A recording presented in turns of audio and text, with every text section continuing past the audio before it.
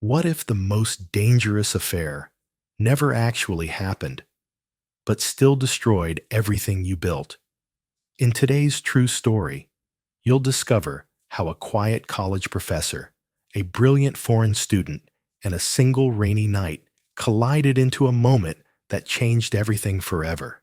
Before we dive in, if you love real emotional stories that make you think twice about love, trust, and human connection, hit that subscribe button like this video and share it with someone who appreciates stories with meaning. Because what you're about to hear isn't just a story, it's a warning. The words on the whiteboard blurred for a second. My hand holding the marker trembled slightly, just enough for me to notice. I adjusted my glasses, forced a smile, and turned back to the class. "Let's talk about narrative voice," I said. "How we tell the story can change everything." But the irony wasn't lost on me. I hadn't been able to tell my own story, not even to myself. I scanned the room like I always did, eyes flickering from one face to the next until they stopped inevitably on him. Elián Cruz, mid-20s, dark eyes, calm presence, a transfer student from Ghana, Fulbright scholar, thoughtful, articulate, almost too aware of the space around him. He was looking at me again. Not in the way students look at professors, curious, maybe a little bored. No, it was more focused, more present. And it rattled me, because no one had looked at me like that in years, not even Dan, especially not Dan. The night before played in my mind like a film I didn't want to rewatch. The clinking of silverware, microwave leftovers on chipped plates, Dan asking about the water, Bill me answering without lifting my eyes. We weren't unhappy, but we weren't alive either. Our marriage functioned like a clock that still ticks, even if no one bothers to check the time.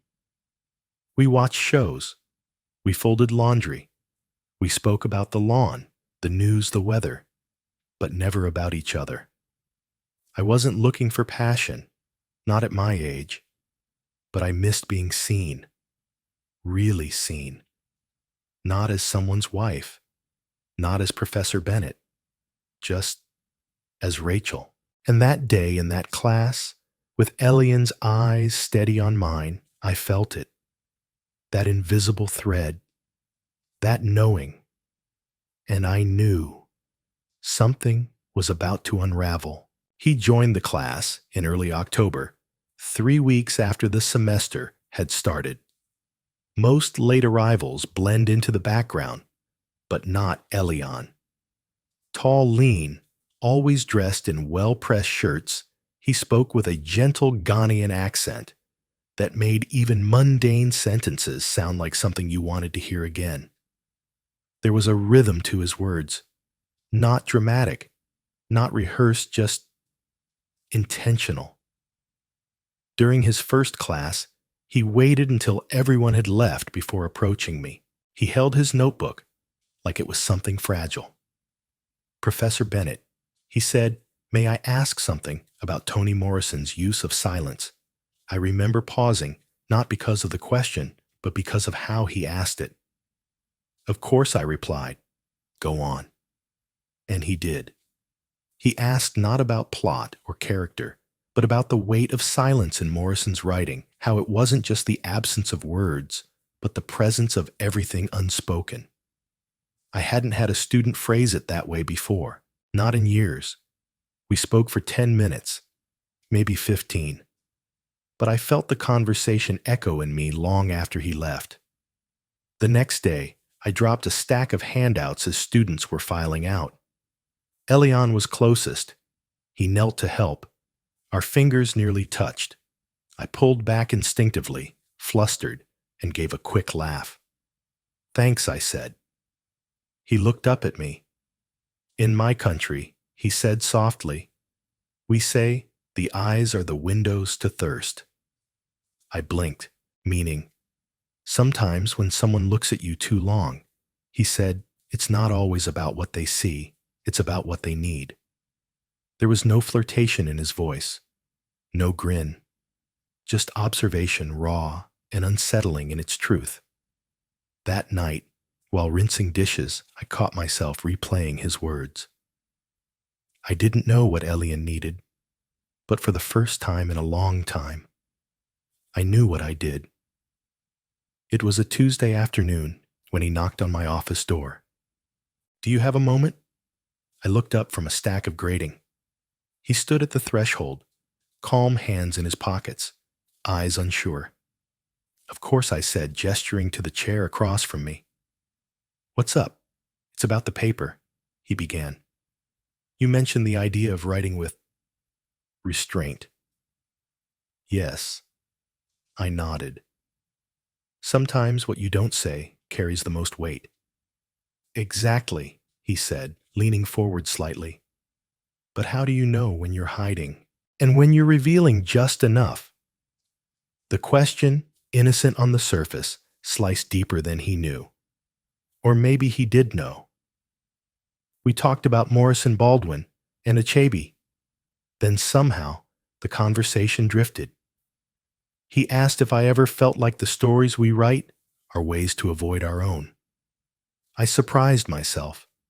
I told him about my first novel never published, about how I stopped writing 5 years ago, how every word since had felt forced.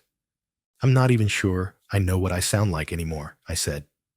He didn't interrupt, just listened, deeply, like I mattered. After he left, the office felt colder, bigger. That night, I received an email from him. The subject line read, "Margins." Inside was a short poem. No introduction, no context. Just this: "She teaches silence like its language, pauses between her words like rooms I shouldn't enter, but I do. And in the margin of her silence, I write myself home." I stared at it longer than I should have. At 2:03 a.m., I replied, "I meant to just say thank you." But my message turned into 3 paragraphs about the poem, about silence, about a night in college when I sat under a lamppost and wrote until sunrise. The next night, he wrote back. And then I did. And so it went, words crossing between us like stepping stones over a stream we weren't sure we should be crossing. I told myself it was just academic, just literary. But deep down, I knew. I wasn't writing to critique him. I was writing because I wanted to be read. The second time Elián came to my office, the sky was already darkening. Clouds pressed low against the windows, and thunder rumbled somewhere far off like a slow drumbeat building towards something inevitable. He knocked gently. "You again," I said, trying for lightness. "Let me guess more questions about Baldwin." He smiled just a flicker. "Actually, I hoped we could talk about endings. How do you know when a story should stop?" I blinked. My hands paused over the keyboard. "Sometimes you don't," I said. "Sometimes you write past it, and only later realize where the story should have ended. Or shouldn't have started at all," he asked. The question hung in the air. The silence was not empty. It was full, heavy.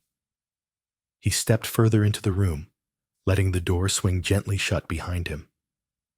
"I know this is wrong," he said softly, "but every time I see you, I feel like I've found something I didn't even know I was searching for.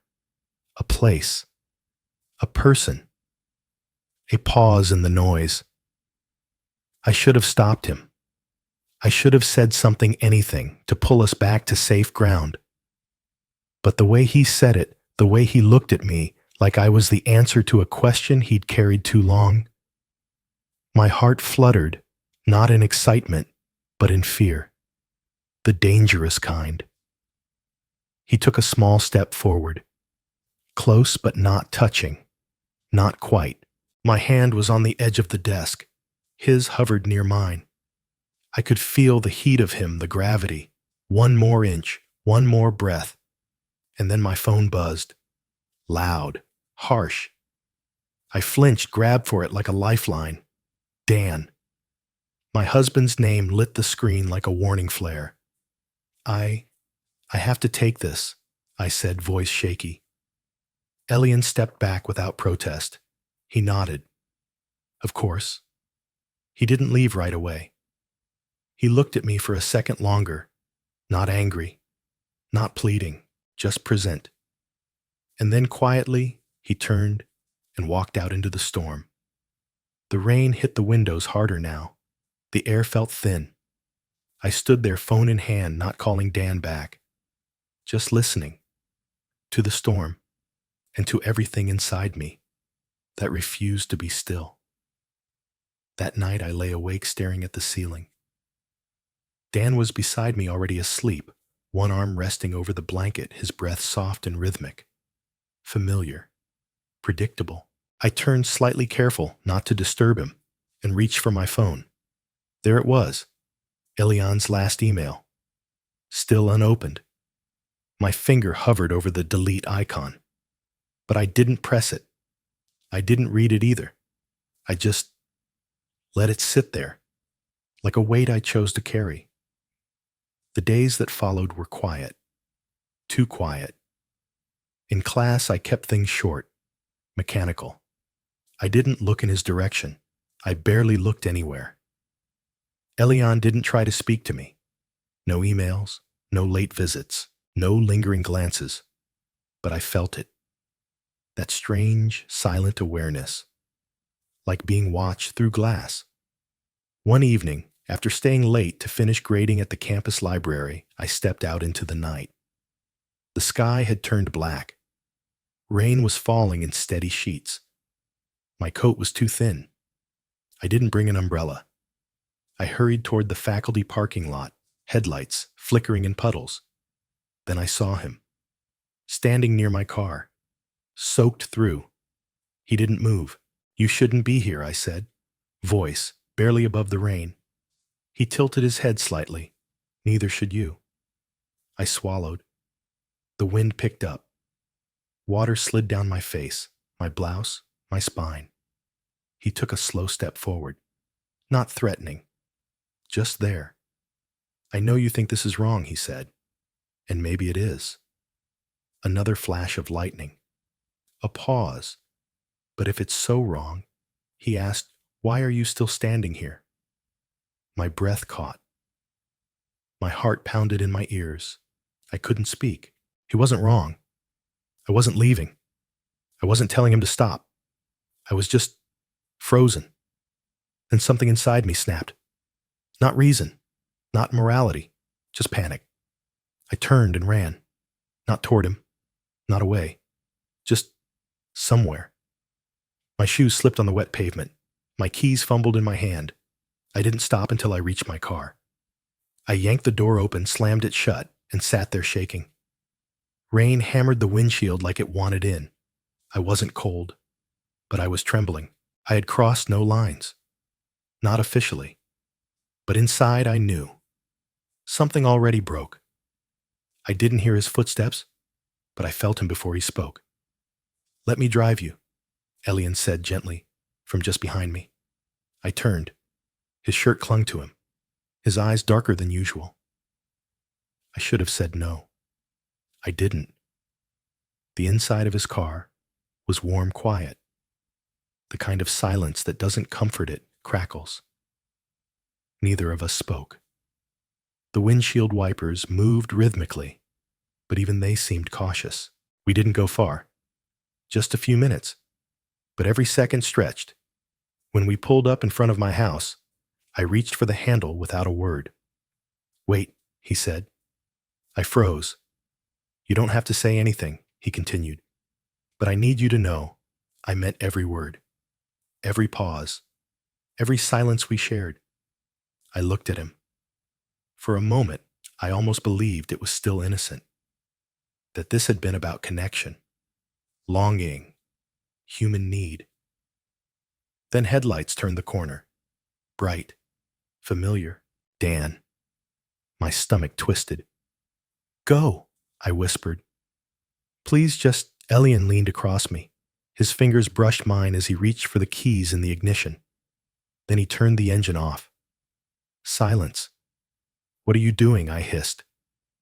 Outside, Dan's car stopped behind us. His door slammed. Elián looked straight ahead. Calm. Steady. "Now what?" he asked. The dashboard lights flickered. The automatic locks clicked open. "Don't," I whispered, breathless. "Please don't do this." He turned to me, smiling. Not kindly. "Oops," he said, almost playfully. Then he looked past me toward the shadow outside my window. Dan's voice, muffled but unmistakable, came through the glass. "Honey," I couldn't breathe. My hand reached for the door, then pulled back. Elián didn't move. He had known, planned.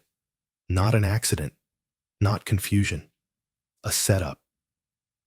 I had walked into a moment built brick by brick, and I hadn't seen it coming. And now, it was too late to walk out clean. I wish I could tell you what happened next, what Dan said, what Elián did, how I explained myself. But I can't. Not because I don't remember, but because what followed wasn't a scene. It was a slow unraveling. A week later, I resigned. Officially, I cited personal reasons. Unofficially, everyone had their theories. I didn't confirm or deny any of them. Dan and I didn't fight. We didn't scream. There were no slammed doors, no shattered plates, just silence and distance. He stayed at his sister's for a while. I stayed in the house. We divided the furniture, like two people who had once built a future together, now disassembling it politely. I saw Elián once after that. Just once. He didn't speak. Neither did I. He just walked past me on the sidewalk, eyes forward, headphones in, like I had never existed. That should have made it easier. It didn't. I've thought about that night 1,000 times since, about every choice, every silence, every moment I let pass without stopping it. And here's the truth. No line was ever officially crossed. There was no kiss, no confession, nothing I could be fired for. But it doesn't take a scandal to destroy a life. Sometimes all it takes is your silence, your pause, your inability to say no when the moment is still soft enough to stop. People ask me now if I regret it, and the answer is, I regret waiting. I regret the hesitation, the daydreaming, the parts of myself I gave away in glances, in late-night emails, in quiet longings I thought were harmless. But most of all, I regret letting someone else write a chapter in my life when I should have been holding the pen. I used to teach that a story is made in its choices. Now I know. A life is too.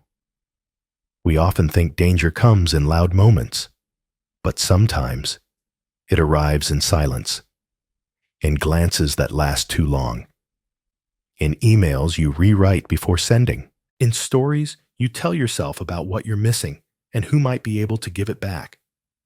Loneliness doesn't always scream. Sometimes it whispers in poetry, in connection, in the quiet hunger of being seen. And that's what this story was truly about. Not infidelity, not scandal, but the small, soft choices that lead us away from who we thought we were one step at a time. So if you're listening to this and something inside you feels familiar, pause. Ask yourself, where in my life have I gone quiet? Where have I stopped showing up as myself?